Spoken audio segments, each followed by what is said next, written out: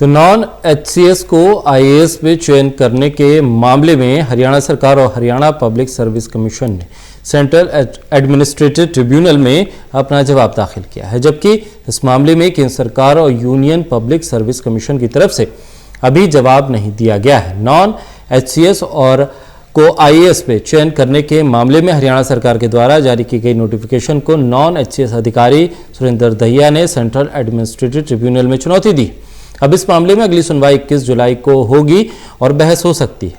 Non HCS को IAS में चयन करने के मामले में सेंट्रल एडमिनिस्ट्रेटिव ट्रिब्यूनल में सुनवाई के दौरान क्या कार्रवाई हुई, इस बारे में बातचीत के हमारे संवाददाता अनिल कुमार ने पंजाब एवं हरियाणा हाईकोर्ट के सीनियर एडवोकेट राजेश गर्ग से।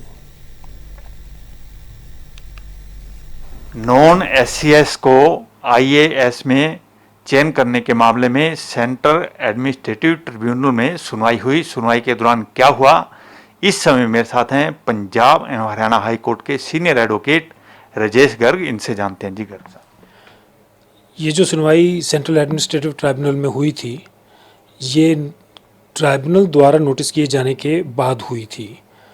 ट्राइब्यूनल ने नोटिस जारी किया था केंद्र सरकार और हरियाणा सरकार को भी कि ताकि अगर ट्राइब्यूनल किसी अंतरिम आदेश को पारित करने में कोई इंक्लाइंड हो तो उन्हें पहले सरकार को सुन लें।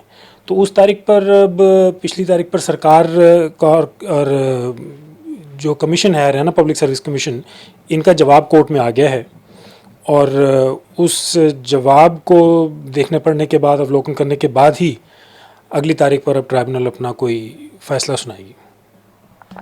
गर्ग साहब, हरियाणा पब्लिक सर्विस कमीशन और हरियाणा सरकार की तरफ से अदालत में क्या जवाब दिया गया है? देखिए, उनका जो जवाब है वो इसी बात को डिफेंड करता है कि जो सेंट्रल पॉइंट है पूरे केस का, कि क्या सरकार, हरियाणा सरकार और हरियाणा पब्लिक सर्विस कमीशन के पास ये पावर है या नहीं है। तो उन्होंने अपने जवाब में इस पावर को जस्टिफाई किया है, जबकि हमने जो चुनौती दी है वो इसी बात पर दी है कि ये पावर जो है वो हरियाणा राज्य सरकार की नहीं है, ये केंद्र सरकार की है। और ट्राइब्यूनल अब इसी बात पर अपना फैसला देगा कि क्या ये उनके अधिकार क्षेत्र में आता है या नहीं। गर्ग साहब, याचिकाकर्ता ने क्या मांग की है?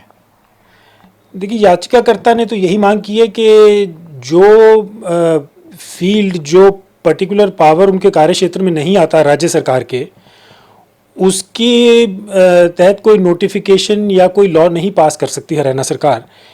इसलिए ये जो सारा प्रावधान एग्जामिनेशन रखने का है, इसे क्वॉश किया जाए, इसे रद्द किया जाए। गर्ग साहब, अब अगली सुनवाई कब होगी और अगली सुनवाई पर सेंट्रल एडमिनिस्ट्रेटिव ट्रिब्यूनल में क्या कार्रवाई हो सकती है?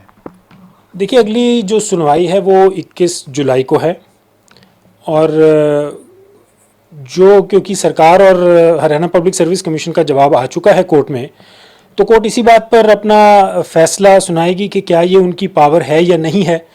अब वो कोर्ट या तो अंतरिम फैसला सुनाए या फाइनल फैसला सुनाए, ये कोर्ट पर है। लेकिन इसमें एक और बात जो नोट करने लायक ये है कि हमने केंद्र सरकार को भी और केंद्रीय पब्लिक सर्विस कमीशन को भी हमने पार्टी बनाया था, लेकिन उनकी तरफ से इस बात का कोई जवाब नहीं आया है कि क्या राज्य सरकार की ये पावर है या नहीं है। ये थे मेरे साथ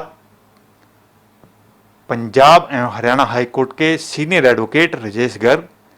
इन्होंने कहा है कि नॉन एचसीएस को आईएएस में चयन करने के मामले में सेंट्रल एडमिनिस्ट्रेटिव ट्रिब्यूनल में सुनवाई हुई है और सुनवाई के दौरान हरियाणा सरकार और हरियाणा पब्लिक सर्विस कमीशन ने अपना जवाब दाखिल कर दिया है।